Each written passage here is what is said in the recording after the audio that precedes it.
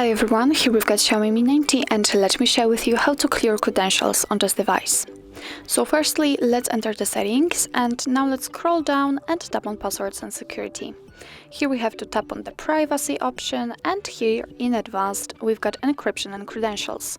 At the very bottom of the list we've got clear credentials option, so simply tap on it and your device is asking you if you really want to remove all the content, so just tap on OK.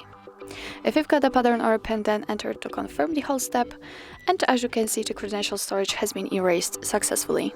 So actually that's all. This is how to clear credentials in your Xiaomi Mi 90. Thank you so much for watching. I hope that this video was helpful, and if it was, please hit the subscribe button and leave the thumbs up.